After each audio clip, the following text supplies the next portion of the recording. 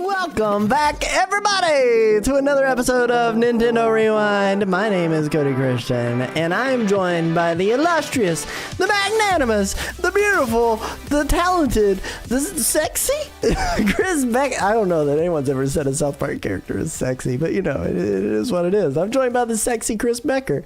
We're rewinding and recapping last week for Nintendo, and what we're talking about this week is a little game known as Marvel Cosmic Invasion that just launched yesterday.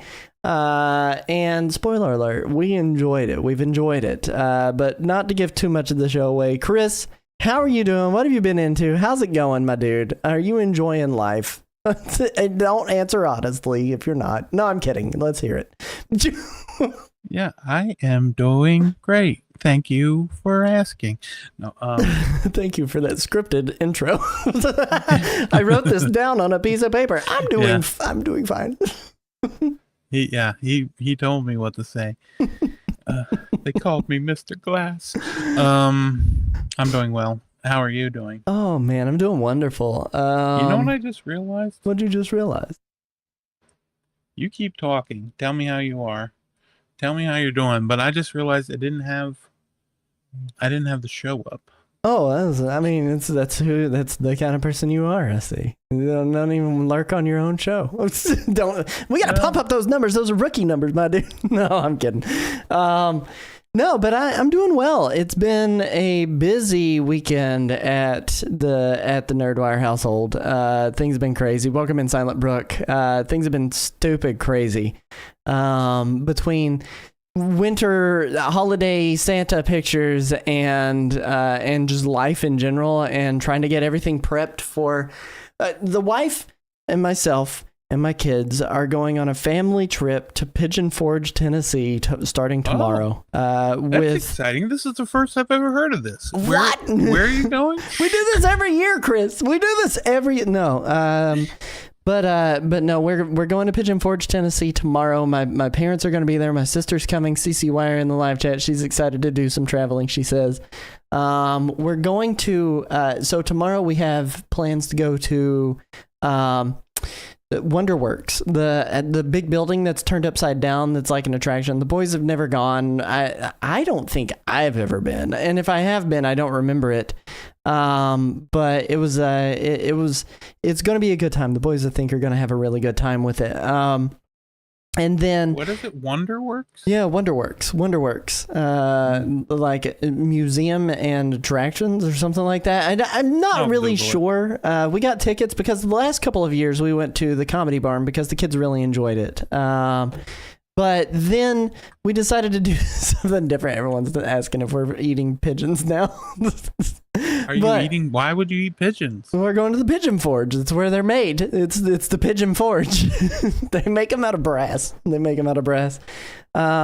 yeah, if someone wants to stalk me, please come and hang out. I'll give you my autograph. Oh man, no. But it's going to be a really good time, and we're going to be gone for a few days. Then we're doing Dollywood, so looking forward to doing that as well. And you know, she's a widow now. Dolly is. So yeah. Lando can finally have his girlfriend. Now's your chance. Yeah, he can strike. He can strike while the iron's hot.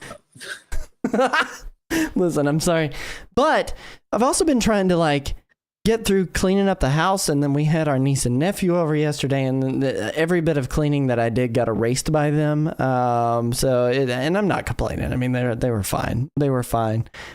Played quite a bit of Marvel Cosmic Invasion with you. Sounded like you were complaining. I am a little bit, actually. Now that you bring it up, I am complaining slightly. You brought it up.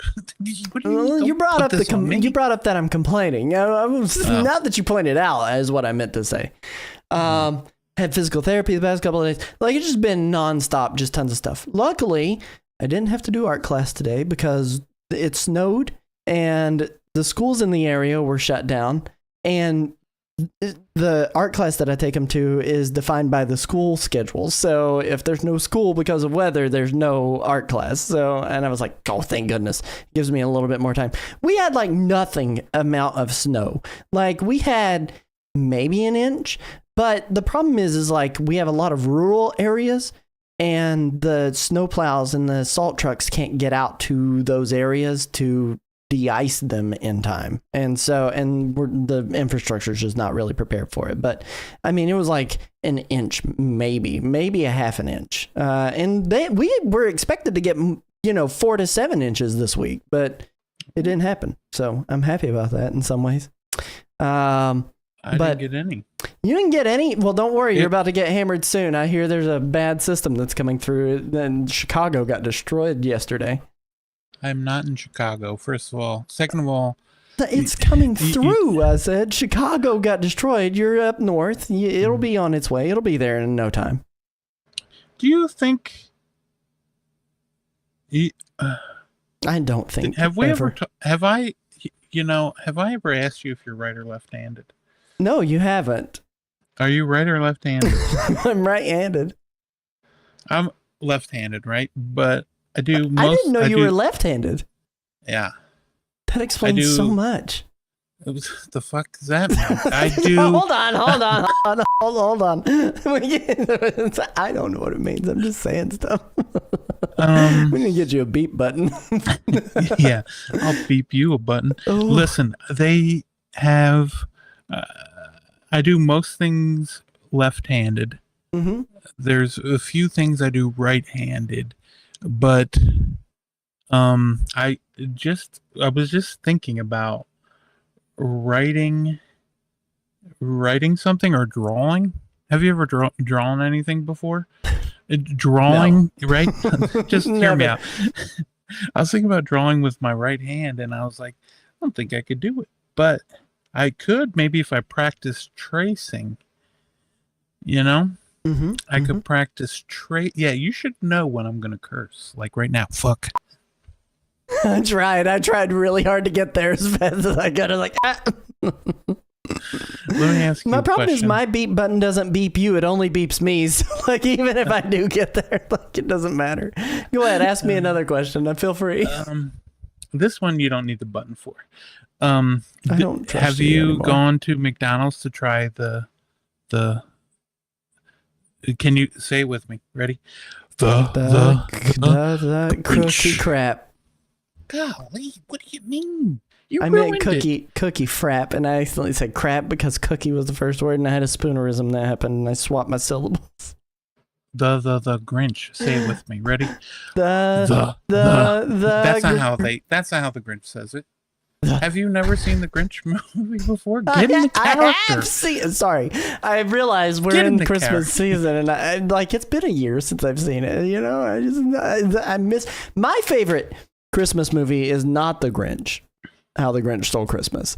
And my favorite Christmas movie is The Year Without a Santa Claus. It's the stop motion one with Cold Miser and Heat Miser, and you know they're out there and I'm Mr. Cold Miser, I'm Mr. Snow. It's really good, and those songs are bangers, and they will live rent free in my head for the rest of eternity. I'll tell you something I do miss too. ABC Family's 25 Days of Christmas. First off, ABC Family doesn't exist anymore. But also, that run up to Christmas Day with one really good Christmas movie banger at every night leading up to that was so good. It was so good. And now we live in a world of streaming, and you have to actually go and pick the movie. And I would just rather, I need somebody to pick the movie for me and then just show it on the TV, and then I just sit down in front of it to watch it. Oh God. My Cody, rant's I have to done. tell you something. Tell me something. So you basically just want someone to pick what you're watching, Yeah, I just put it want on cable. for you, and then watch it. Yeah, I just want cable. Oh yeah, you're definitely watching some Christmas movies. And at I missed the cabinet. commercial run up too. Like there were commercials for like all the toys and all the different things, and like every kiss begins with K jewelry, and like the car commercials with the big like bow on the car. Like I miss all of that stuff. Like that stuff is like that set the Christmas mood in a way that it hasn't been set in years. Well, you're in luck. We're watching it at the cabin. I miss commercials. I miss ad breaks. That's basically what I'm saying. Well, I watched Elf. I watched a couple of them. Mm-hmm. Quite a few Christmas movies. Mm-hmm. My friend's really into Christmas movies, Yeah. and there's a list of Christmas movies to watch. I'm working through the list, not nearly as fast as them, but Are you at least getting one a day in?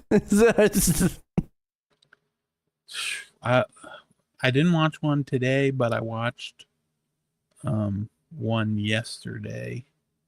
And what was trying it? to catch up. It was the Santa Claus. The Santa Claus.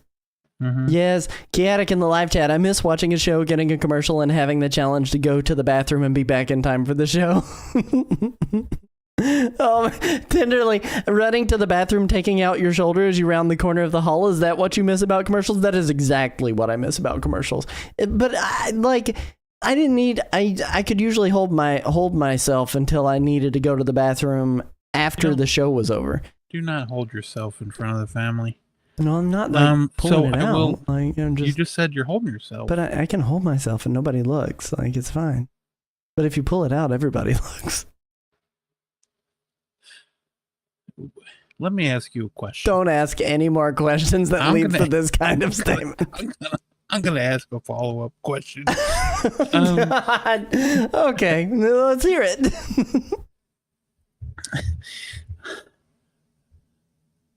I'm ready. What are we doing?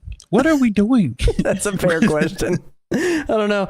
You know what I do know is I'm oh wait, thankful you didn't even that tell me the everybody's. best thing you ate this week. I don't have time for that. I didn't eat anything You good. do. It was You all have- stupid. Like it was We fast have- food if you don't because have the time wife's for the been best too thing you busy. ate, Like and I don't have time for the Okay, rest of the show. I we had- have time for this. here's what I had. The best thing I had was the thing I learned at boating camp was the best thing I had this week was the crispy chicken soft taco from Taco Bell with the avocado ranch.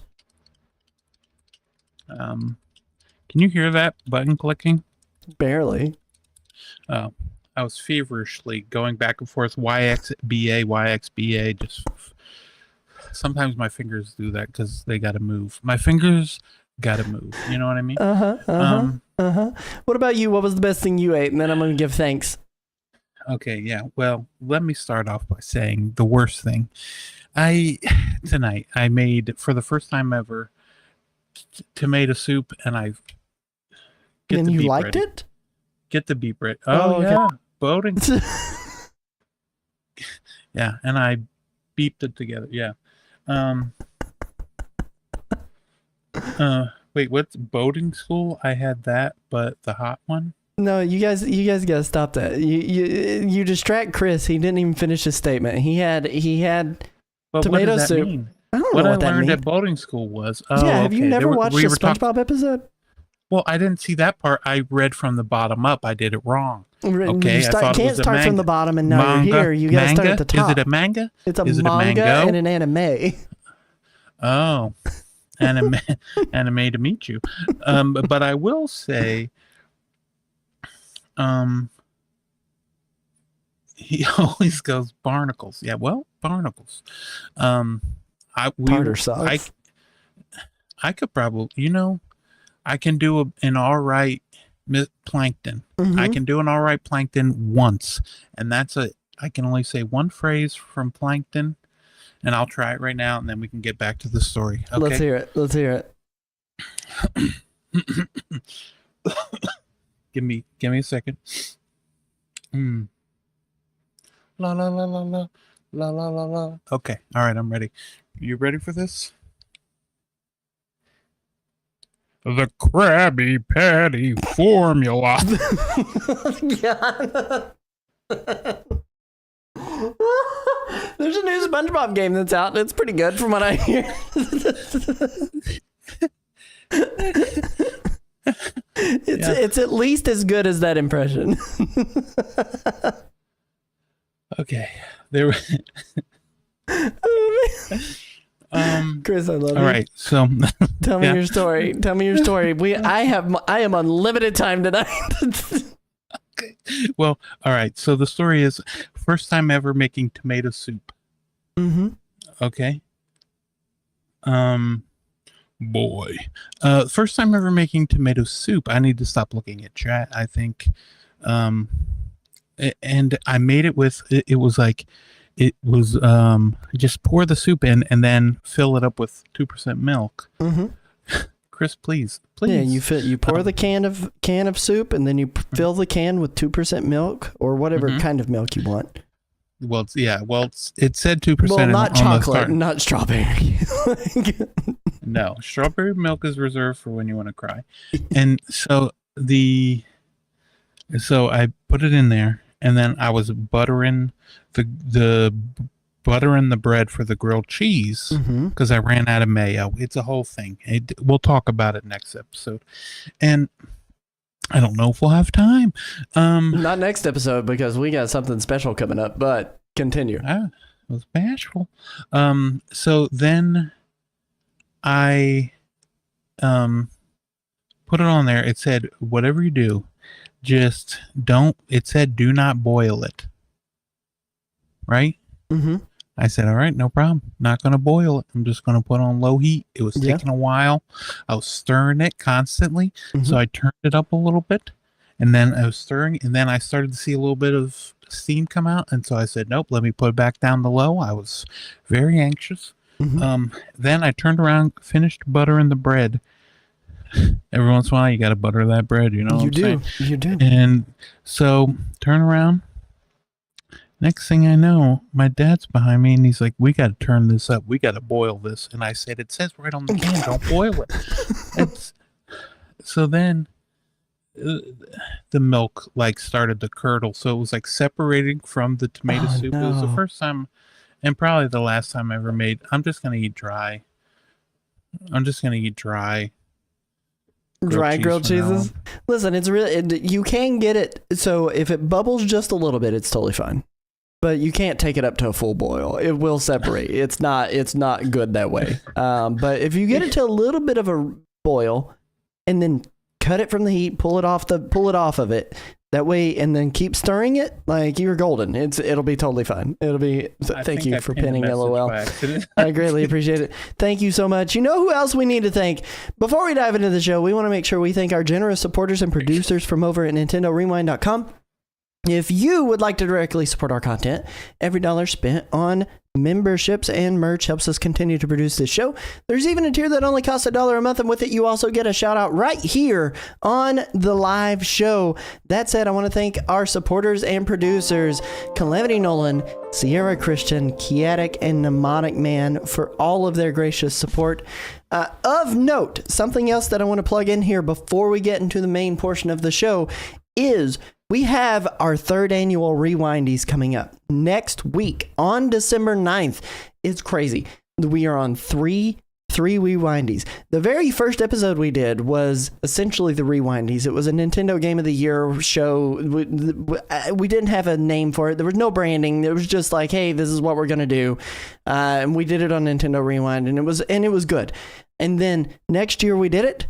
And now we're at episode 100. This is our big episode 100. And that's absolutely, oh my gosh, that's absolutely insane to me that we are on episode 100 and it's lining up with the third annual Rewindies, which means I've only missed 3 episodes since we started this podcast like 2 years ago. So not doing bad. We've had a weekly show every single week. And if you want to go check out all the past episodes, they're over on youtube.com/@the-Nintendo-Rewind. This is episode 99, which is nuts to me. It's episode 99. I can't believe we've made it 99 episodes on this.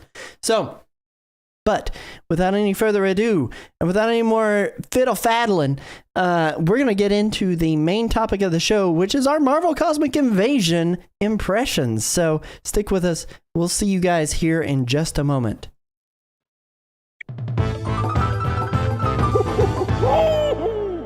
All right, guys. Now listen, Marvel games have been pretty hit or miss lately. Take Square Enix's foray into Marvel's Avengers and file that one squarely into the miss category. But on the other hand, if you look at games like Marvel's Spider-Man 2 or Marvel Rivals, you can kind of tell that they have it on lock at that point. We went into Marvel's Cosmic Invasion curious whether it could handle the scale of cosmic threat and the fun factor of those older arcade beat-em-ups, and tonight we're going to cover everything you need to know about this game. This comes from developer Tribute Games and publisher.emu. I played on Switch 2. Chris, you played on Steam. It's indeed a classic arcade-inspired side-scrolling beat-em-up. To say our expectations were high might be a little bit of an understatement. You know, we came off this really amazing demo that happened during Steam Next Fest, and the bar was about as stratospheric as it could possibly be. Does it meet our expectations? Well, we're going to talk about that. So, to kind of give you guys the setup and what the story and the characters and the narrative quality is, it's very cosmic Marvel, and there's an attack that happens on the entire cosmos, and it's started by Annihilus, an insectoid warlord from the Negative Zone and major villain from the Fantastic Four. You'll get to choose between 15 heroes to fight the deadly annihilation wave from New York City to the depths of the Negative Zone, and it's all very comic booky, but also very cartoony, but at the same time, like, pretty simple setup. There's not a lot of motivating factors here beyond go beat up some guys and have fun. However, there is a pretty significant story thread that is weaved in the prologues and the epilogues of each mission in the campaign. But honestly, I didn't really need a whole lot of prodding to get me to want to kind of move in that direction. I was checked in for the retro aesthetics. But Chris, I'm going to throw it over to you to kind of talk about what your assessment is of the gameplay and mechanics in this game. All right. Yeah. First, I just got to say I lost the game, but and now everybody else did. You're welcome.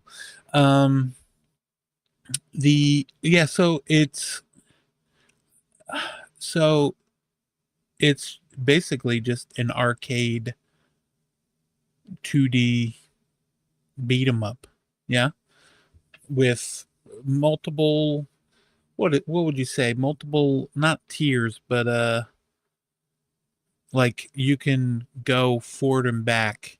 It's like 4 different, basically you can just walk around in basically a square that keeps moving along with the background.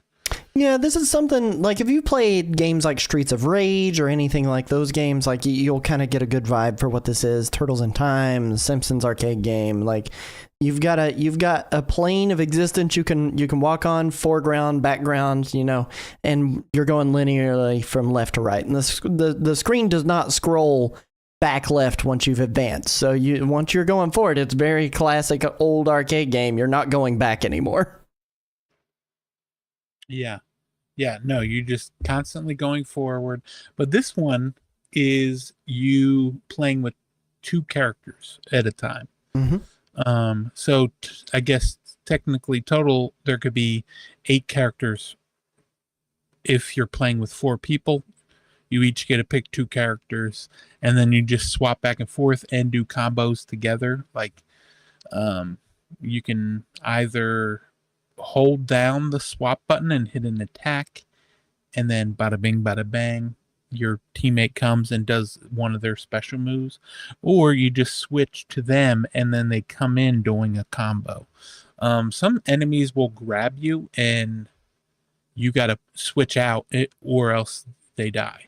Because they'll just keep squeezing you. And there's no way of getting out of that.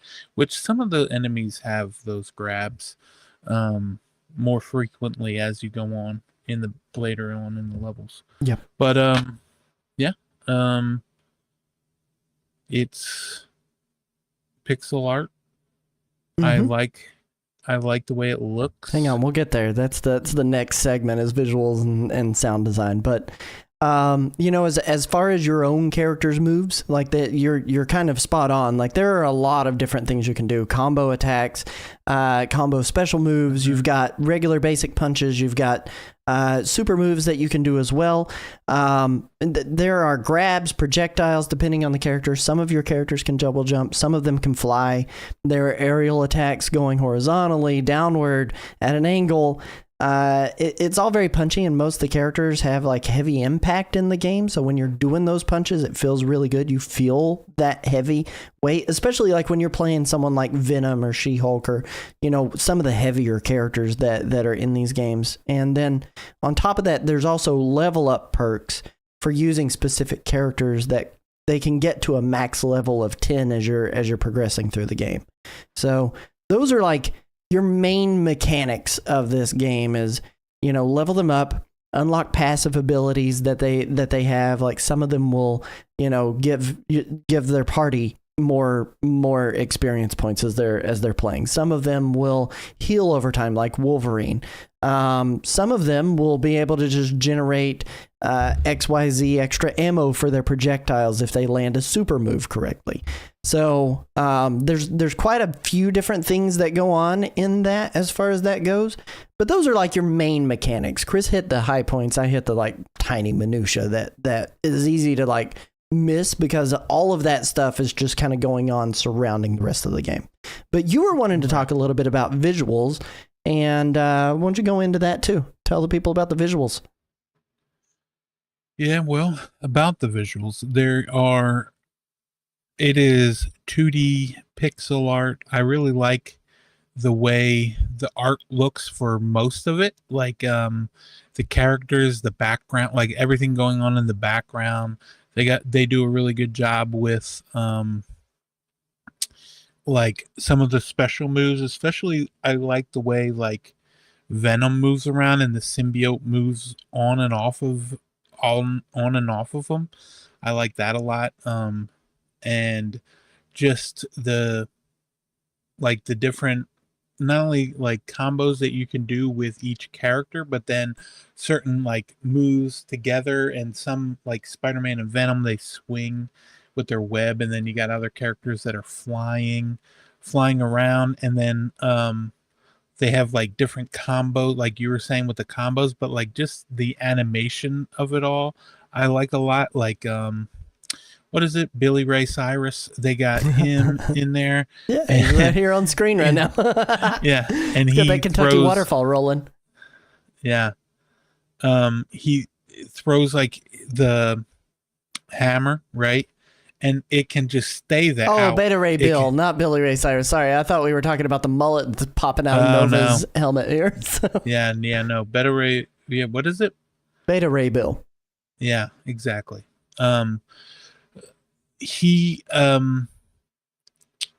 can throw out the hammer, and then it will just stay out there, and then you have different moves that you can do without it, and then call it to you, and make sure there are enemies in between you and the hammer, so that it hits all of them on the way back. It's it just makes it good for if you're playing multiplayer. You can plan what characters you're gonna pick. Be like, okay, you be those two, I'll be these two, because they kind of like work well together. Yeah, when you're playing in multiplayer. Yeah, exactly. Yeah, I like the. Do you like the way the visuals look? You know, as far as the pixel art goes, it's very much a tribute game style video game. As far as that goes, like it's always been one of those things where it's very much that. But you know, it's got this chunky retro aesthetic, but to me, like, it personally falls a little bit short in the visuals department compared to older games like Marvel vs. Capcom 2, where these are definitely heavily inspired from that. Like, it is a lot of the structure of the character is there, but like this game feels more like it could have landed on like a GBA in terms of the way the pixel art it almost looks like the pixel art looks more like a modern day Game Boy Advance game. You know? Yeah. There was another game I was playing today, that Kingdom of Night, and it looks like a game, like one of those like Game Boy Advance like licensed games that would be like top down action RPG, like they had like a Lord of the Rings one, and it kind of reminds me of that. And then when I jump back into this, I'm like, yeah, this totally like if Nintendo were to just kept making Game Boy Advances, but it was like Game Boy Advance 3 or 4, and like it was still pixel art, I feel like this is what you would get from it. Right. Which I didn't realize so many people are against pixel art. Like, I posted a video of this game on TikTok, right? And it got like 5,000 or 6,000 views, and there's like 5 or 6 comments on there talking about how the game's not worth it because of the pixel art. And I was like, oh, I didn't realize people don't like pixel art that much. But I mean, it makes sense. I mean, so we're talking like a $29.99 game, like normal regular price. Like, it's $30, and yeah, like I guess if you compare that to something like I don't know, where the winds meet or whatever, that's like free to play, which is like super visually impressive. $10 more, and you can get Claire Expedition 33. Yeah, right? Like, I guess I understand that mindset where they're coming from, but I don't really understand that mindset, because like pixel art is like an aesthetic and a vibe, and that doesn't necessarily negate the value for me. Like, that's not my mindset. Like, but I'm an older gamer, I guess. I don't know, maybe maybe at this point, like, I just that frustrates me that people would feel that way about pixel art. I don't know. Like, I like it, right? But again, like, when you compare it to something from like the year 2000 that was still using pixel art in it, like, it is a little less impressive, but like, I'm not going to compare price to visuals and say that makes it more or less worth it. Like, this is the aesthetic I wanted. I like that it looks like this. So I don't know. I did kind of want to talk a little bit about the music, just a little bit in this segment too, Right. like the audio design. I also like even just talking about like in terms of pixel art games, Mm-hmm. like Mina the Hollower compared to this, it just seems like, yeah. I mean, I still like the way it looks, but I can see why some people wouldn't like it. Right. But what were you saying about the audio? As far as I rolled credits on the main story campaign pretty much right before we jumped on to the call today, and I didn't know this at the time. I didn't realize it, but T. Lopes is the person who did the soundtrack for this game. Lopes, yeah. And like we know, like he's the mad genius behind stuff like Sonic Mania. And if I can be just like completely real about this, I'm a little underwhelmed with the soundtrack that's going on here, because like normally like T. Lopes blows me away and I can really vibe to that music, but there's a lot auditorially going on here that is kind of insane, and it's hard to hear the music at times, and it kind of goes into the background, but it's almost forgettable. Like the soundtrack itself is almost forgettable. Like it's good, but I would not be able to tell you a song other than like the main like character selection screen song, where it's like dum dum dum dum dum dum dum dum dum dum dum dum. That's it. That's all I remember. The rest of the like hearing levels. You do that, I still don't know. Yeah. That's from this, but yeah, but I agree. I feel like, I definitely like the Turtles one better, Shredder's Revenge. Right. Which I don't know if T. Lopes did that too, but yeah. I'm actually not positive who did that. I kind of assume it is T. Lopes. T. Lopes has formed a pretty good relationship with Tribute Games and Dotemu just in general anyway. So, I just, again, I went into this not realizing it was T. Lopes because T. Lopes did it, yeah. His music didn't stand out to me in this. Like it didn't stand out to me in the way it did with Teenage Mutant Ninja Turtles. Or Streets of Rage 4, it was really good in that. Yeah. And then this is kind of like some of my least favorite from like those 4 games, basically. Well, just those 4 games alone. You combine that kind of vibe with what else is going on during the music. I mean, like you've got so many sound effects for all the different kind of punching and plasma beams and swords that are swinging and all those impacts and characters bouncing off the ground, and then combine that with the fact that there are a lot of like voice lines that are in this game that are very quippy. I mean, if you like take Spider-Man and how he's written in the comics and how he just quips at everybody and just like crank that up to 10 and apply it to every character, like everyone has something to say. Like you're swapping out characters, like you'll hear them cheer on the character that's swapping in. You're picking up food items and you'll hear like Wolverine's like, "It don't taste too bad, bub." Like every consumable kind of gives them a voice line. Every time they defeat a specific enemy, they do a voice line. Every time they like go into a lunge or an attack of some sort, they have a voice line or a grunt or filler dialogue that's thrown in there. And so it kind of drowns out the music too. So like maybe if I went into the options and cranked that down to where it wasn't as present and like really settled in to listen to the soundtrack as I'm playing, maybe I would notice it more and be able to come away saying the music was more memorable, but like it didn't hit for me quite the way that I wanted it to. I could totally see that too. Yeah. But, and also, some of the voice lines I enjoyed more than others. Like, I don't know how old the voice actor for Wolverine is, but I mean, even in the demo, I mean, it sounds a little bit better than it did in the demo, but it's kind of like, remember when Capcom went ahead and remade DuckTales for like the Wii? Mm-hmm. Woo! DuckTales Remaster, baby. But that already had such a solid soundtrack to it.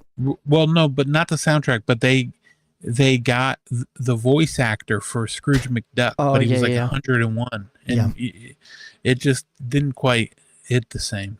I And understand. I don't know, maybe that's what they wanted out of it, but I feel like it would have been better with somebody else. It was good fan service at the end of the day. Like, it was good fan service to bring in. There are a lot of like animated series voice actors that have came and reprised their roles in this and done the voice lines. Like Wolverine is one of them. Jean Grey's another one of them that she's the original voice actor for it. I'm pretty sure Yuri Lowenthal does Spider-Man. Who knows? He's done Spider-Man for everybody and everything, and he's kind of become the unofficial official voice actor for every incarnation of Spider-Man now. But it was cool to get that representation of some of those characters and like hearing those familiar voices and having those. Josh Keaton who did the Spectacular Spider-Man series, so they Still did really go cool. and get somebody. Yeah, Still really cool, and like those are things that are like nods to the fan service of it all that's going on here, and really it is needed. It's necessary for the type of game they're doing. They're doing a retro inspired beat 'em up. Bring in the retro voice actors. So I'm totally okay with that. But I'm with you in that some of those voices are aging and maybe it is time to move on from them. And I'm saying that as a person who did not let go of Charles Martinet as Mario very easily. So like, I think Kevin's done a wonderful job now. I've kind of gotten over the initial shock of wowie zowie, but like, it's one of those things that like I think it is very necessary for the retro aesthetic of it. And if Nintendo ever did a 2D sprite Mario, I would hope that they bring back Charles again, but they wouldn't. This is never gonna happen. That's not Nintendo's thing. Do you want to talk a little bit about the content that's here and like the different modes and things that you can do, or do you want me to jump into that? Yeah, sure. Well, we got the story mode, which is basically just a board that you can do. You can either pick one of two levels, and then you got to select the level that you want to go to, and then it goes in, and then it does this what I think is a pretty smart thing, where they have you recommended characters and challenges for each level has different recommended characters and challenges. So not only does it get you to try all the different characters from playing through the story mode, but then it also gets you doing different abilities with those characters to like get familiar with them and how they work. And so they have that mode, which is the story mode. You go through, that's the way you unlock any characters that are locked are unlocked through that mode. And then on top of that, we've got an arcade mode, which is basically just the arcade mode without the story. You're just going through the levels, and then you can play through the levels. They also have like a cube that you can use to like unlock different like options for the arcade mode, which you earn those cubes by like leveling up. Like at the end of each level, you get experience points that not only does your character level up, but then your account, basically like your profile, levels up too. And then as with each level goes up, you get like these cubes that you can randomly select any cube that you want and then just start building on them. Yeah, we're talking about like the cosmic matrix here. Like that's what they officially call it in game. It's a big like affinity chart where it's random the unlocks that you can do, and they've got like 4 different kinds of unlocks. It's data entries called court files that give you information on the characters and enemies that you'll fight. It is music. So like also in the core files, so you can listen to all the different songs, which maybe I should have done that after unlocking them. It is palette swaps for your characters, so you're able to have like different kinds of costumes for your characters. And then finally, the final thing that's there is the extra options in arcade mode that you've kind of covered, where you get modifiers for arcade mode, like you can do doppelganger mode, or you can up the difficulty, or you can just various different options that get added. Yeah, exactly. But then, uh, and they all have cross play, Yep. which is great. Cross play between all of them. It is but not then, cross play progressive though. So one of the things we did find out was that like my missions, once I completed them, so the challenges in the campaign, I was done with them. But I could not help Chris on his campaign missions. Right. So all those missions are locked to each individual user. Right. And not only that, but if we were to play through the whole story together, we would have to play through it at least twice, because if I get the missions and you didn't have them, you don't get the missions. Mm-hmm. You would have to get them. So the missions require to use like the 2 recommended characters. Yep. So only one of us can pick them, so we can't play through multiple. I didn't even load up the arcade mode. Can you play arcade mode? Can your characters level up in arcade mode? Like, do you gain experience? So I haven't had the chance to touch arcade mode either just yet. I've been holding off to be able to play it with somebody. And we were just running through campaign last night. Yeah. Somebody is you. Somebody's you. But I don't imagine that progression per character is done that way in arcade mode. I think all of that is going to be locked to the campaign, but that's just intuition more than actual information. So you think that the leveling up and experience points is through story only? Yeah. Yeah. I mean, you know, well, I'm just saying, you're right. There really is no way of knowing. Mm-hmm. I mean, if we knew, if there was any way to know, we would know it, but there is no way. There's no way just yet. There's no way just yet. Yeah. The time is of the essence, and I didn't have any of it. So, but all of those options on that main menu are represented there. You can click campaign, go through the story mode. You can click arcade and just kind of select your level and your characters and just go play with the modifiers that you unlock in the Cosmic Matrix, which is located in the vault. And the vault houses the Cosmic Matrix. It houses the core files. It houses your hero. I think they called it Hero Workshop, where you can view the leveled up passive abilities and palette swaps and HP ups that you've gotten on him. And then it also has achievements, which are pretty fun to chase. And they've got different challenges for each character. You know, you need to do XYZ thing with Nova, or you need to beat the game, or maybe you need to play through the prologue. You need to score a 200 hit combo. There are various different things like that you can chase. And then it also has, finally, the credits are in the vault too. So if you want to watch the credits to the game and see who all's done what, you can go and view the credits there as well. And then they have an options menu that's pretty in depth with a bunch of graphical options. You can do CRT filters and also CRT with like old school TV barreling on there. Although I kind of prefer the crispy pixel art that's represented already in the default options. I didn't really like the CRT mode because it kind of dampened a lot of the colors more than I wanted it to. Yeah, I didn't even like mess around with any of the filters or anything. Are those unlocks too, or they're just all there? Those are default in the visual options for the game. So yeah, if you go into that, you've got that unlocked right at the beginning. I mean, it's nothing that you have to go and chase. Although that might have been cool. I wish they'd have had like maybe a 4x3 mode, which would have been cool, coupled with the CRT filter. But the CRT filter is 16:9 widescreen. And I think it would have been cool to see it in 4x3. Yeah, that would have been cool. I agree. My question to you is, like we talked about the visuals, we talked about the sound. Mm-hmm. Did you have a favorite enemy to fight? Not to play as, but a favorite enemy to fight against? My favorite ones were the ones that I could one-hit kill. No, I'm kidding.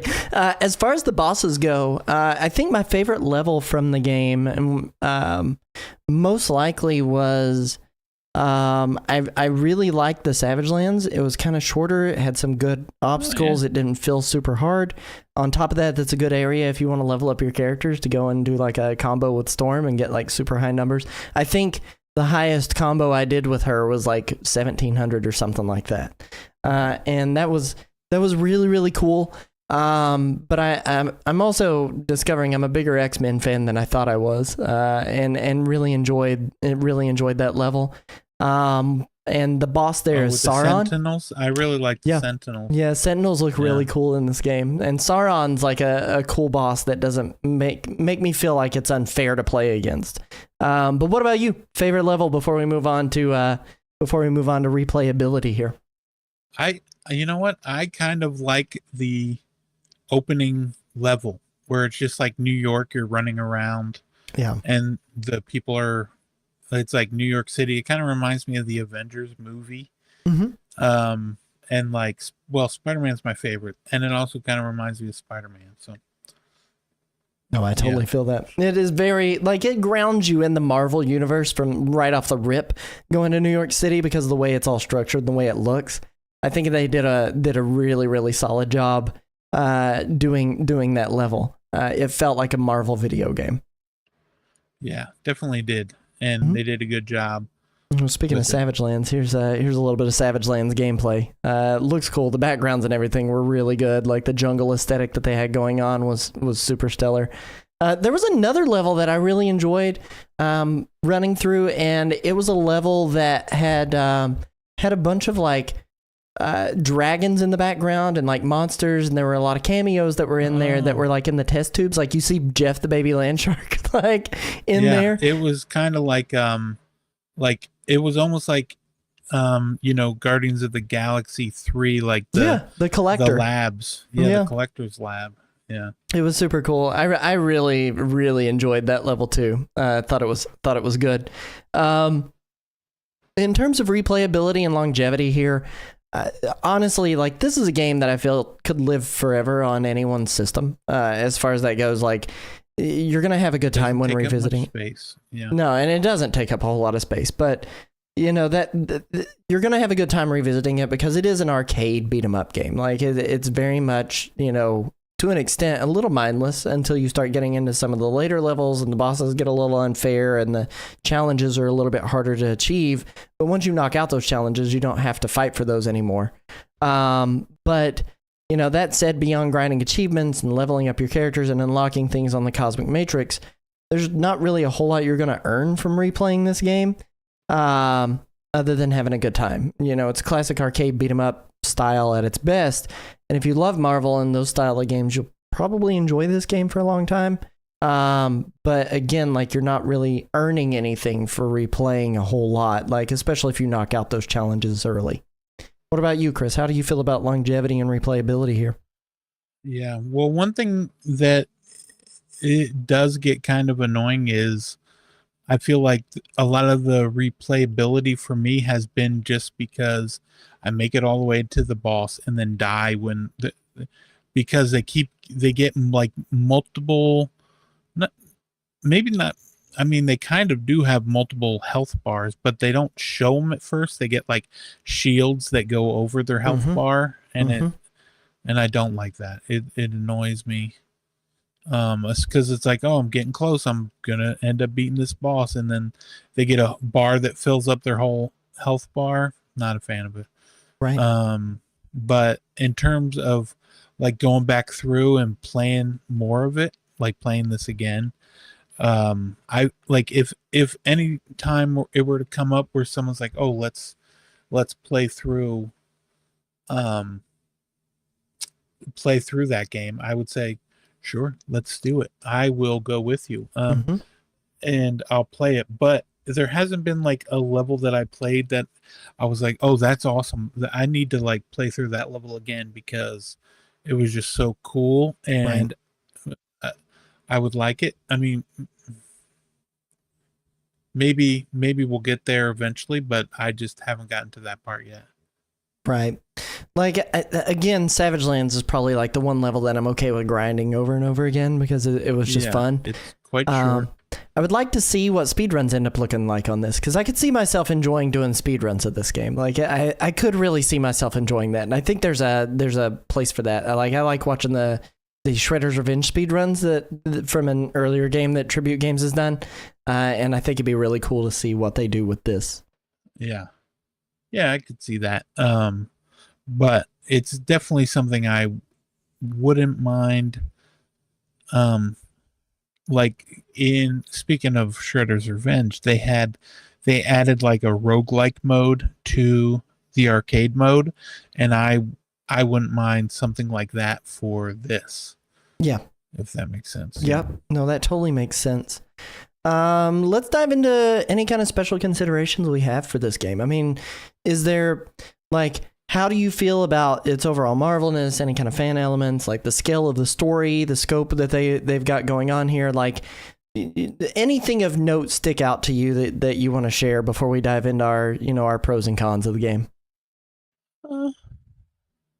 I do like how they have like adjacent characters to characters that you know, so they would kind of like play like Thor or play like somebody else that you might know, but it's like a different character that usually doesn't get the spotlight. Mm-hmm. I like how, because the Marvel roster is so huge, and it's great to see more than just the same 8 to 10 right Marvel characters. I mean, even if they do have a lot of the classic, like the popular ones, but then they also have ones that people probably haven't heard of before, you know? Like we you're bringing up that character. I mean, like we're on the screen right now. I've got Beta Ray Bill showing up here. He's basically Thor. I mean, he's Thor from an alt dimension, like this is not your typical Thor that you would see. You get She-Hulk instead of standard Hulk. Like, you get Phyla Vell, who may be better known as Martyr, in here instead of Captain Marvel. Like you're getting some like good deep cut characters, but then you get like the standard ones that you would expect, like Iron Man, Captain America, Spider-Man are represented here well. I'm with you. I definitely like this is like honestly a truly great Marvel experience. Other than not having some of my favorite characters here, it's embedded with Marvel cosmic goodness really everywhere. There's a lot of fan service in the backgrounds and the art and the voice lines and everything, and those nods back to Marvel history that I think are important. Voice actors for the animated series appeared here, and characters like Wolverine, which we talked about earlier. There's a lot of lore in the core files, and every deep cut enemy that's represented here is very cool. Like Annihilus being the main big bad for the game. Like, who knows about Annihilus besides comic book fans?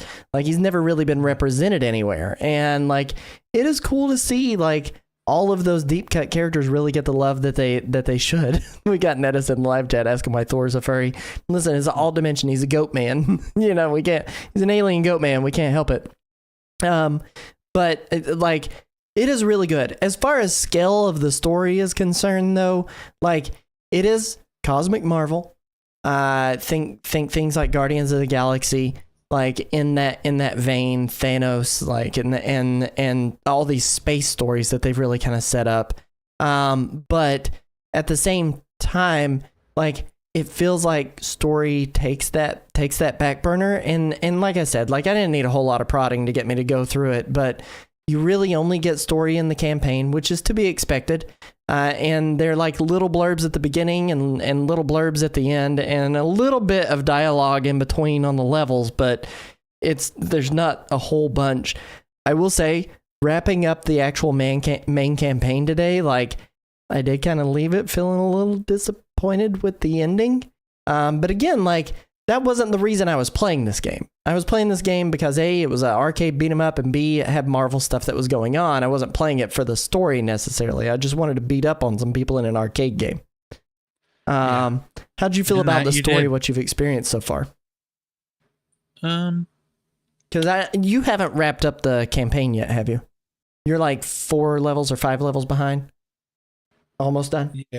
Yeah. I've still got 4 or 5 levels left, but I enjoyed what I played. Like you said, I mean, there's like, it's basically just like the still images, and they kind of like either one of the characters, they're really big, they're both really big, but one will zoom in and one zoom out, and that'll show like that they're talking to each other. It's not my favorite, but it's also Right. just, and that like it was probably added so that there would be something more than just arcade mode. Right. Um, There's not a whole lot of animations going on here in terms of when the story's delivered. It's not like an animated cutscene, you know. yeah. It's not. Yeah, it's not why I'm there, of course. Right. But yeah, and I had also heard other people say that it kind of ended flat, you Yeah. know. So Yeah. that's I a don't want bummer, to I don't want to spoil it too much. So I'm not going to dive Yeah. into it. You guys should experience it yourself at least especially if you're into the story of this. But yeah, I felt like the ending fell a little bit flat with the story going. You know, talk about what you like, what didn't you like, my good sir? What do you wish was here? Well, of course, I wish Gambit was here. Well, Gambit, Cyclops would look great with the pixel art. But what I wish was here was maybe like, I don't know what it would be. Maybe they could add something like a boss rush, or even like if I could pick two characters, you could pick two characters, and then we have to, or there could be like, you know, 4 people in a square, and then we all just fight each other, Right. and try to, like, because you can parry moves, dodge moves, you can do stuff like that. So if you could do that and have each other fight each other, I think that would be a fun mode to I have had in there. thought But I had heard that PvP was coming, but apparently that did not happen with launch. well, yeah, because I guess quite a few things got like leaked, or not leaked, data mined from the demo, but a lot of that stuff could just be testing, or they did add quite a bit after the fact with turtles, so maybe they'll do the same thing here. Right. But yeah, I really like the characters that I haven't been playing with, and I like the switching around as different characters from each mission. I haven't really found a character that I don't like playing as. There's some I like playing as more, but I haven't really found a character that I just didn't like to play as. But yeah, I wish there was some more modes or some more to do, because once the story's over, if someone else wants to play it with me, I will, but I don't know how much more I will just feel the urge to dive in and play. We'll see. Right. But yeah, what about you? You know, I'm with you. Like, I have a top 5 list of characters that I would like to see have been represented here. You know, you mentioned one of them in Cyclops. You know, last night when we were playing through this together, you kind of talked a lot about having some villains maybe making appearances, like characters that are playable, and that would be really cool. Especially like, I remember playing like the Mighty Morphin Power Rangers tournament fighting game style game that they did, and like Ivan Ooze was able to be like playable after you input a code in the Super Nintendo. Like, it would be cool to get some of the villains that are here, because they already have movesets, like they already have characters here, the character art and sprites that are in it. But, you know, Cyclops is pretty high on my list of characters I would like. Nightcrawler's another one that I would love to have on there. I know we started listing characters, and a lot of them were just X-Men. Yep. We basically, you know, we want X-Men Cosmic Invasion, basically. Yeah, just give me X-Men Retro Arcade beat 'em up. But like, honestly, you know, as far as Avengers go, like Hawkeye or Vision, I would have liked to have seen. Doctor Strange would have been cool to get in here. Yeah. Remember that old Captain America game that had Vision? It had Hawkeye and Vision and Captain America. Mm-hmm. Yeah. Winter Soldier is another one I would have liked to have seen playable in here, and I think he would have had a lot of broad appeal. People would have liked that. Yeah. And there's still a chance. I mean, Jeff the Shark. Jeff the Baby Land Shark. Let's go. But you know, overall, like, I think they've done a good job with the characters that are here, and Tribute Games and Dotemu tend to do DLC for these games and bring in more characters for you to play as. Like in Turtles, they did Usagi Yojimbo, and Casey Jones was an unlockable character, and Splinter, like these are all people that you could eventually play as. So there's a chance we see more DLC and maybe story stuff, maybe not, who knows. As far as game modes go, like the PvP thing would be really cool. Essentially getting like a Marvel fighting game would be awesome out of this, and it would be fun. I think it'd be really cool to do. I would like time attack mode. Like I would really like a time attack mode and kind of encourage me to play it to grind my time down, even more. Yeah, that'd be good. I think that would increase its longevity and its playtime even further. And maybe I would end up running through with that. But ultimately, like beyond roster and, a couple of expansions to those modes, there's not really a whole lot here that I think is missing that makes this, that detracts from this game being good already. Those are the things I wish were here. As far as the things I really like, I like the character choices. I like that the story kind of took a backseat. I know we've talked about that being like a thing here, but I just really wanted to get into the action and start beating up. Like that's really what I ultimately wanted to do. Okay. I like the moves, and every character is unique, and they're all very thematically on point with their characters. And so the heavyweights feel heavy, and the lightweights feel light, but no one feels squishy. And that's another thing I like about it, because like a lot of times when you get a lightweight character, like they don't feel like they have a lot of longevity. Like that's the reason I don't play Spider-Man in Marvel Rivals, because I die instantly with him.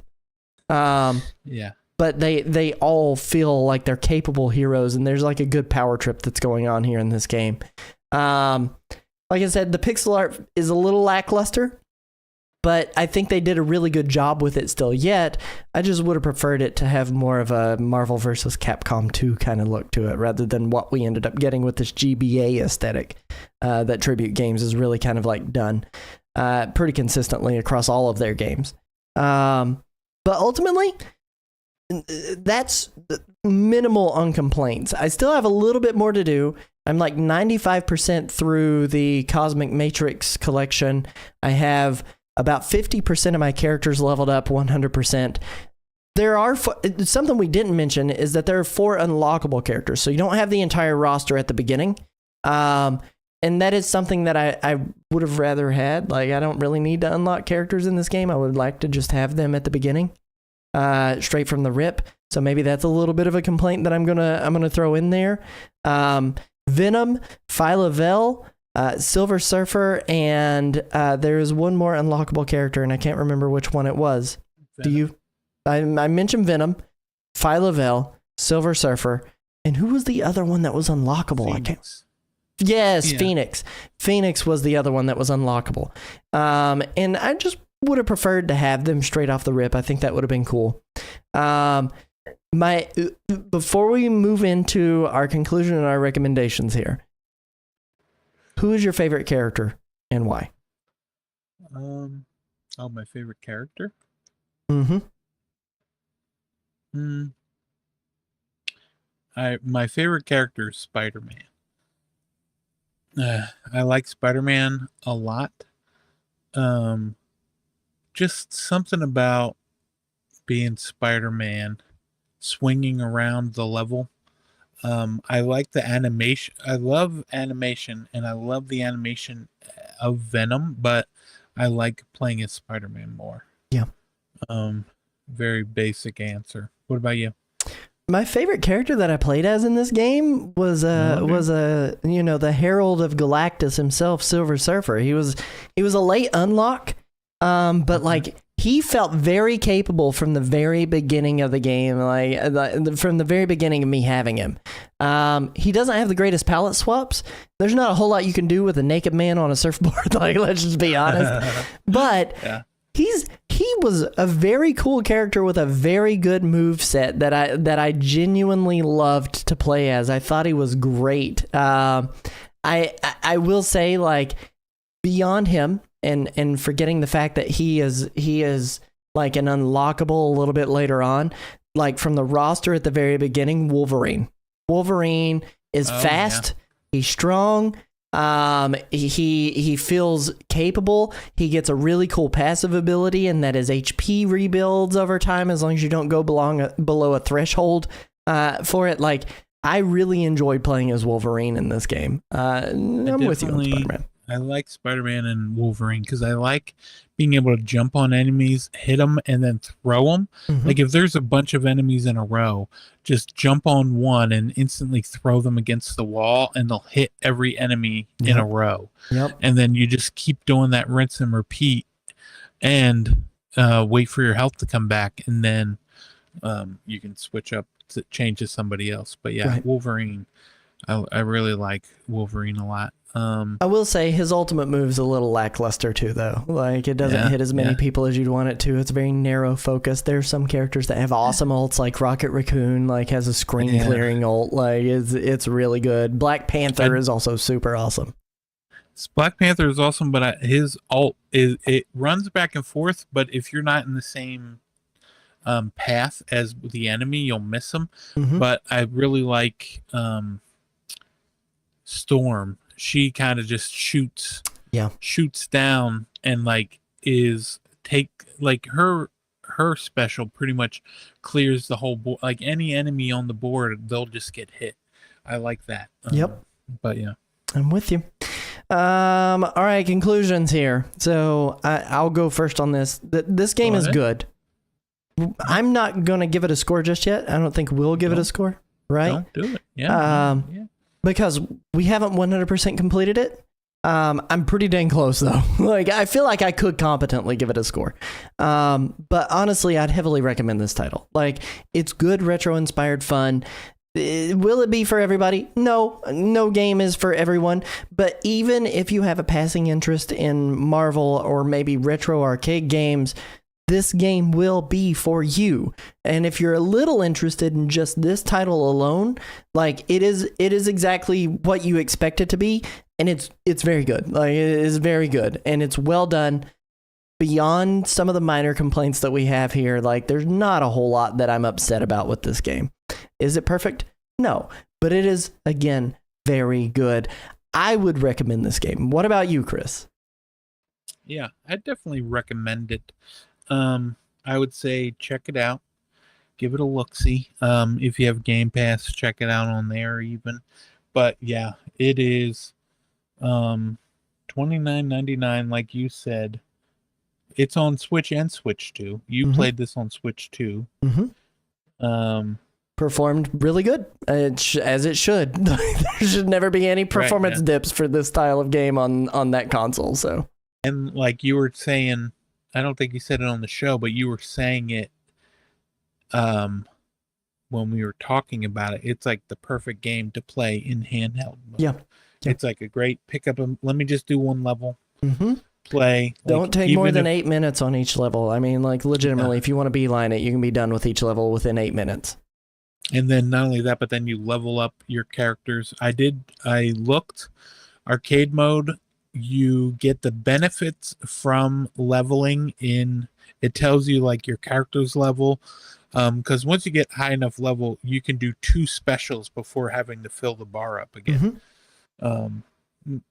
And so you can have your character's level, but you don't get any experience points when you finish a level. It's kind of what I thought. Mode. You definitely do get all the benefits of leveling up and all the carryover abilities, but yeah, I didn't expect you to get any experience in that mode. Yeah, no. All right. Well, listen, guys, that is our impressions of Marvel Cosmic Invasion. If you guys end up picking it up, let us know what you thought over in the Discord, !Discord over here in the live chat on Twitch, to be able to go and hang out with us and talk about video games. But we are going to throw it over to a quick ad break, and then once we get back, we're going to be talking about all the games that are coming out this week that you need to know about. Nobody go anywhere. Everybody get up, get a quick stretch break, though, and get yourself something to drink, and we will see you in just about 4 minutes.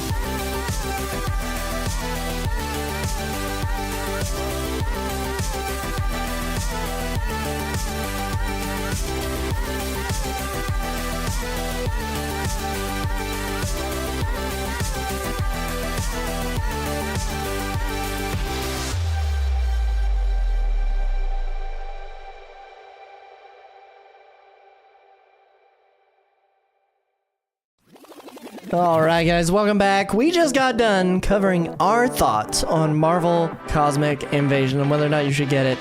A reminder, we think you should get it, but there are a few games that are releasing this week that we also think you should be thinking about getting, especially one big headliner for December. But I'm going to let Chris take it away for the fast forward. Boom, boom, boom. All right, take it away, sir. Viewfinder, tell me about it. $24.99. How about, you know what? I'll tell you about it. Viewfinder is like a perspective puzzle where you kind of, you have a camera, you see certain perspectives of things in the background, and if you line stuff up, you can kind of like take a picture of something and then put that picture somewhere else and then step into the photograph, like move it so that it's bigger, and you could take a picture of like just a wall and then turn the wall and flatten it and it becomes a bridge, and then you go forward and you do that. It's a first person puzzle. I guess you would just basically like a perspective puzzle. They call it an adventure game, but it's definitely a lot of puzzling and reshaping reality, as they put it. But yeah, Viewfinder, $24.99, coming out December 3rd. Next up, what do we have? Popcom. Bow, bow, bow. It is a game that came out in June. They had it in the indie world. It's a lot of colors. It's kind of like boss fights. They got like the boss fights that you're fighting, but it's like all like color based, and so you're moving around, working together. Like you can play, what is it, up to 4 player, I think. Mm-hmm.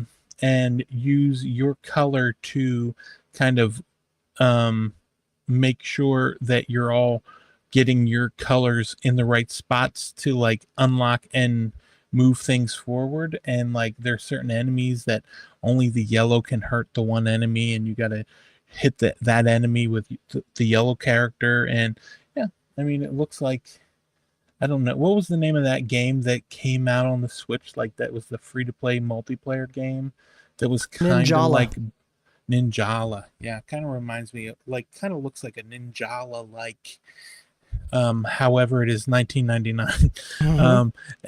And it is out on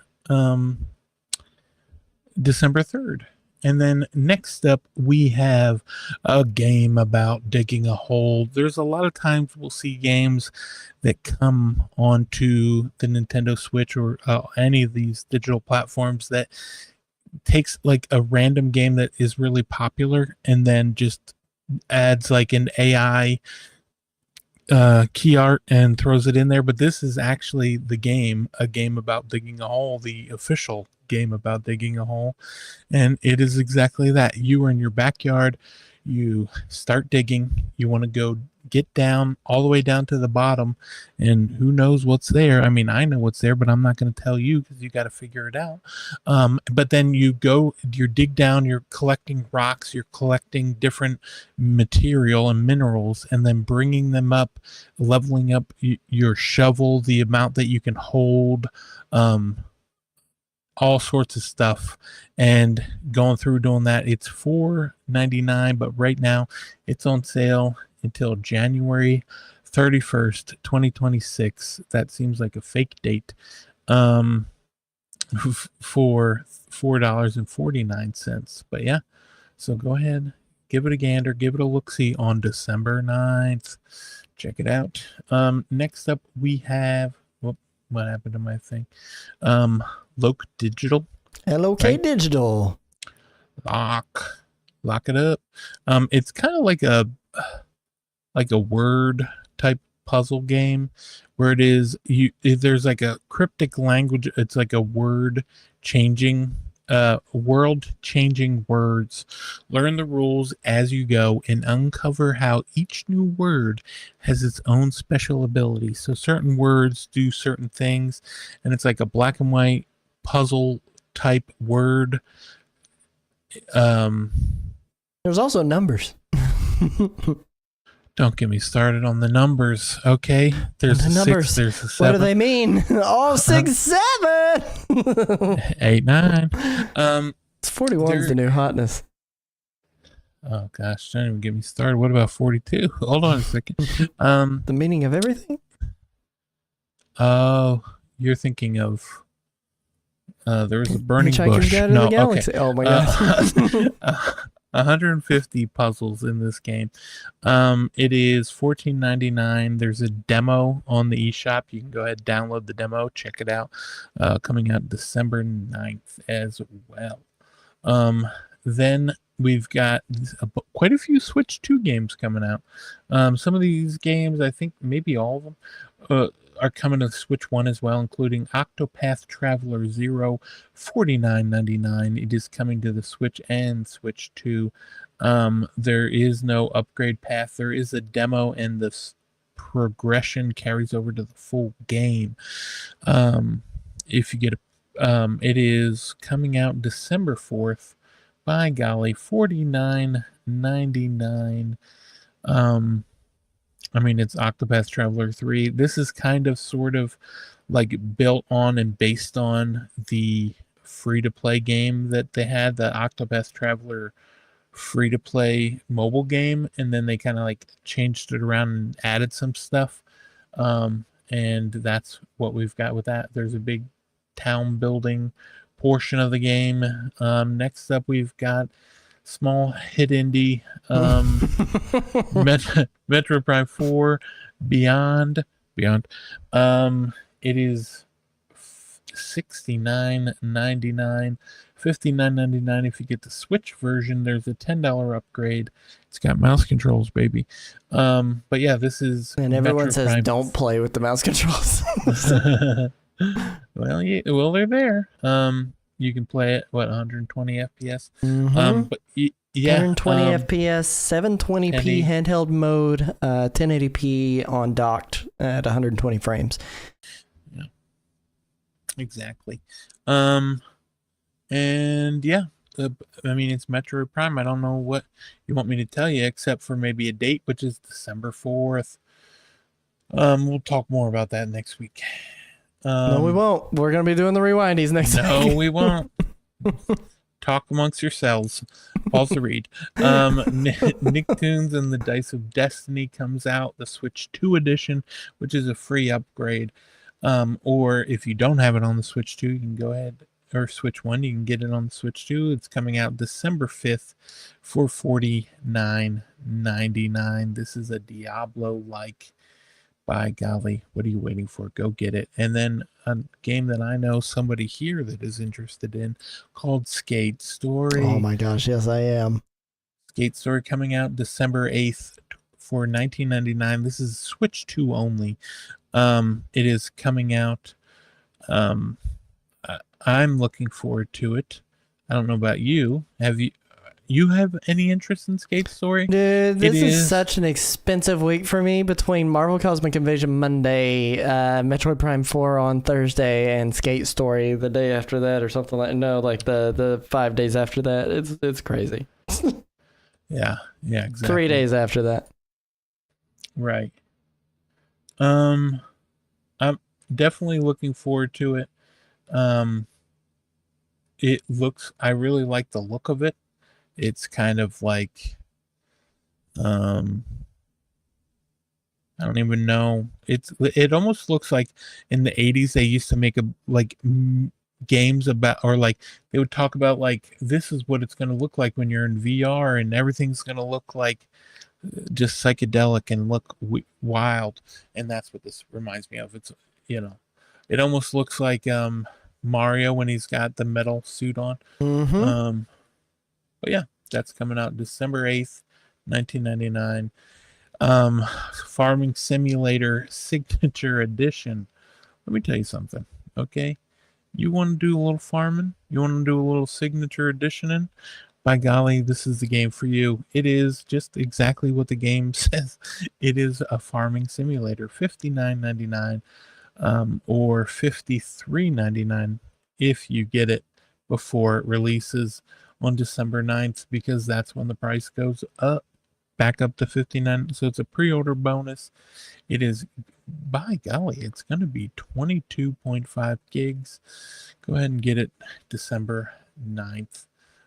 Then we also have Ultimate Sheep Raccoon coming out. Is this also on the Switch? Yes, this one is getting a Switch 1 version too.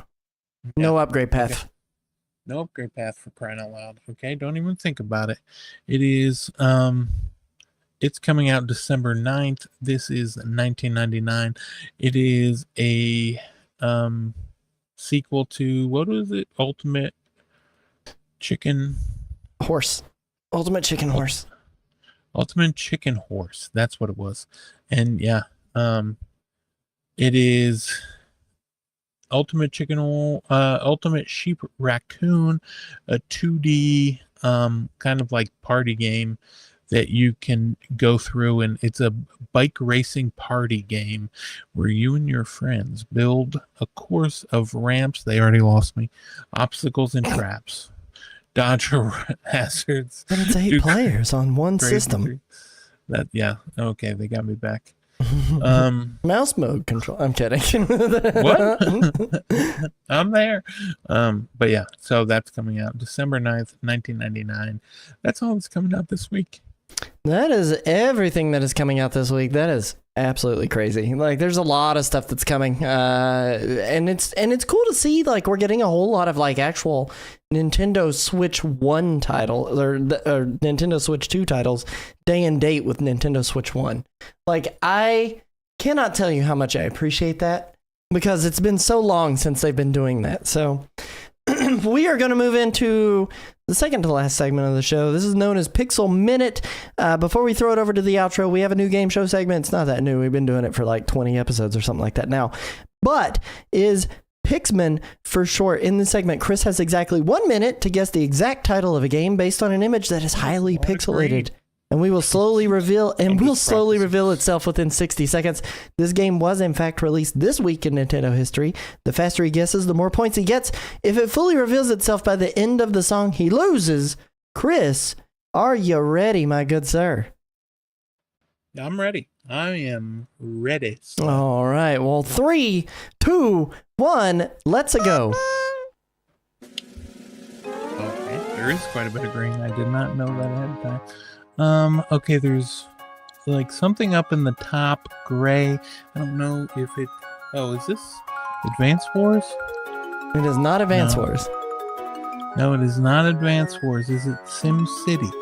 It is not Sim City. What the heck is it? Hold on.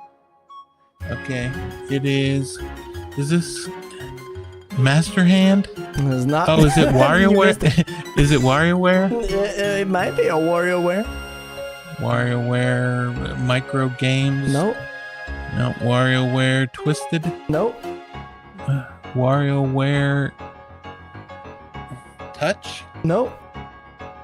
WarioWare League. That's gotta be.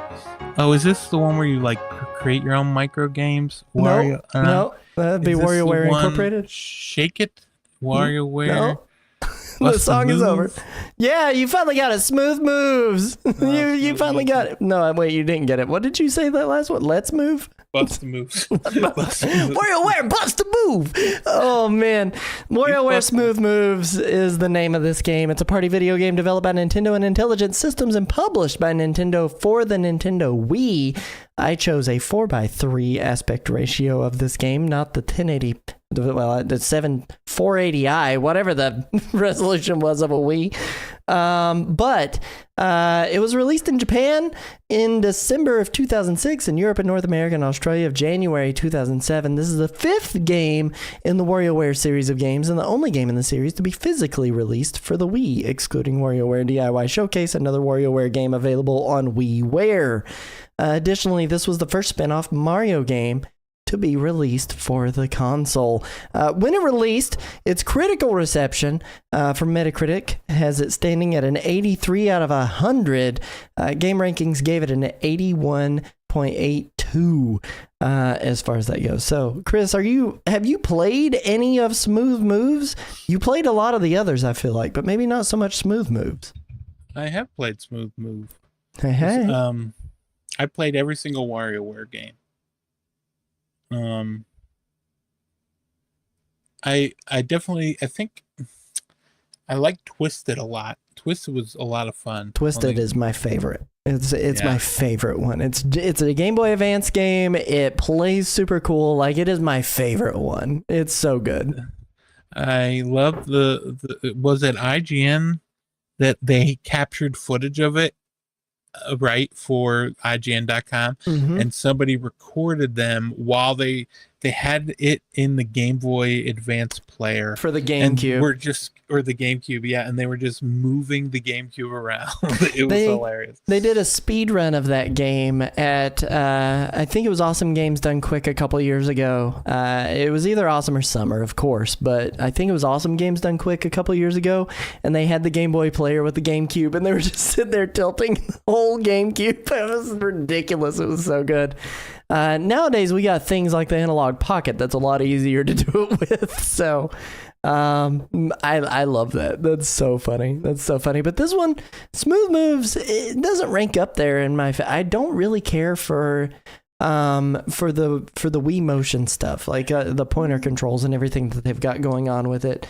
And that's also why WarioWare Move It or Shake It. Was it Shake It? I didn't really care for Move It or Shake It because it required me having to stand and do things too much. No, that was Wario Land Shake It. My apologies. Yeah, but what was it? Wario. The one, was it Wario Land, WarioWare, where they have like gold? Was it gold, or am I thinking of WarioWare Gold Rhythm was the one Heaven? they did on the 3DS. Yeah, I feel like that was the last one I enjoyed.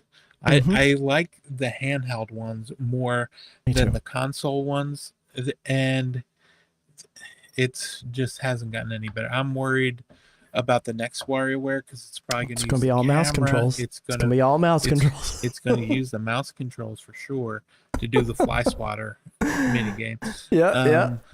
But yeah, because it's coming, but I'm worried it's not going to be as good. Right. Yeah, I just liked back in the day when it was just one or two buttons. But yeah, but I say that, but I loved Twisted and then Touched, WarioWare Touch, and yeah, Touched was also really good. It just used the 3DS screen, so yeah. Oh man. But, yeah. Well, congratulations on 0 points. 0 points. Thank you. I What's love that you. bring my total up to? Probably like I think you've got over 100 by now. I think you've got over 100 points by now. You know what? One week when we have a slow week and with no news, we're just going to go back and watch all the Pixmin and count my points, tally up my points. It'd be so good. It'll be so good. Well, listen, we're going to go into the final segment of the show. This is the Extra Nintendo News segment. For the first time in a while, there's really nothing new from the My Nintendo Points shop. That said, I would expect a December calendar wallpaper to drop soon, likely Mario themed. For NSO icons, there's a reminder that we got Kirby Air Riders icons in the rotation. These rotate on Wednesdays until December 25th. We also got another wave of special Animal Crossing icons featuring Isabelle, KK Slider, Brewster, and Jingle available until January 5th. The monthly play and redeem icons are Metroid Zero Mission and Metroid 2 Return of Samus sets. Play corresponding games to claim them anytime during December. These just launched yesterday. That's exciting. Nintendo Music also did not get an update this week, which is unusual because to my knowledge, there was no holiday or anything like that going on in Japan. For sales and deals, Nintendo's Cyber Deals sale is happening, and today is the final day. Right now, it's 11:08 p.m. You have just a couple more hours to snag some deals on anything from that sale. You can snag Splatoon 3, Xenoblade Chronicles 3, Luigi's Mansion 3, Borderlands 3, No More Heroes 3, and some games that don't have 3 in the title, and more up to 60% off. My children are beating on the floor above me. Hang on one second. Okay, I just screamed go to bed as loudly as I could. Donkey Kong Bonanza, Little Nightmares 3, Street Fighter 6, and Daemon X Machina all have demos going on. And if you're waiting to see if you want to snag a good deal on them this holiday season, or to know if it's going to be a good game if you're buying it as a gift, now is a great time to try them because they have demos in events. Get Chunky and Lanky Kong statues added to your island via the Bonanza DLC. The event is underway and you have until tomorrow to grab them. Super Mario Run got a new Super Mario Galaxy plus Galaxy 2 event in-game for statues to set up in your menu screen. And the 50th Tetris Maximus Cup starts December 4th and runs to December 8th, featuring Kirby Air Riders. Play Tetris 99, earn points, exchange those points in for the themes that you can use in-game. For news highlights, you can now remap controls on the NES and Game Boy Classics, along with a new startup Easter egg for holding any direction on the Game Boy Classics app. They have 3 different ones for the Game Boy Pocket, and the Game Boy Color, so go check that out. We finally know what all the amiibos do in Metroid Prime 4 Beyond. Samus gives you the ability to listen to background music tracks while riding Viola in Soul Valley, and you can get a shield granted to Samus for 99 health while also replenishing your health once daily. Samus and Viola changes the color of your ride, along with a daily boost regen, and Silex will unlock a movie of the cutscenes in chronological order. However, you can unlock this in-game by completing 100% of scans. Nintendo acquired Bandai Namco Studios Singapore and renamed it to Nintendo Studios Singapore this week. Nintendo today added a new theme for Donkey Kong, the app. Finally, reviews are in for Metroid Prime 4, and if you want to find out if it goes beyond your expectations, well, so far it doesn't, with an aggregate score of 81 on Metacritic. That said, none of us have gotten our hands on it, us regular folks. So play it yourself this week to let us know what you think about that game. We will eventually be discussing it, but I do want to remind everybody about the rewindies that are going on. If you were in the Discord, you can go and vote in the polls for all the different categories for all the games. We've got single player, multiplayer, third-party game of the year, indie game of the year, Nintendo game of the year, best Nintendo app, best non-gaming moment. There are tons of categories for you to go vote in. Go and vote. There are several people in the community that have went and weighed in so far. just a reminder, we will probably have final say over what the actual winner is, but for the most part, you guys have already done really well with your voting in those categories, in those games. So keep voting. We will disclose any of the ones that we've overrode the community on. I promise we'll tell you. And we'll also tell what the community vote is as well. And then, Chris, where can they find you, my good sir? You can find me at my Linktree, Super Nintendo Dad, and then just go from there. How about you? Where we find you at? You can find me over at twitch.tv/NerdWirePlays occasionally, and also over on my site at nerdwireplays.com. And then you can go check out all of our socials over at all the various different websites that are linked there in the live chat. Remember, you can catch all of our past episodes in video form over at youtube.com/@the Nintendo Rewind. Visit our site for links to all of our social media pages at nintendorewind.com. Maybe consider supporting the show with memberships or buying some merch. Thank you guys so much for watching. Catch us live every Tuesday night, 9:30 p.m. Eastern Standard Time, right here live on Twitch and YouTube. And come back next week for our big 100th episode / the Rewindies. And then following that, just to give you guys a little inside baseball, what we're going to be doing for our 101st episode is we are going to finally be releasing our top 101 Nintendo games of all time during that episode. You're not going to want to miss it. Thank you guys so much for coming and hanging out with us. We love your faces. Remember, be kind and rewind, and we'll catch you guys on the flip side.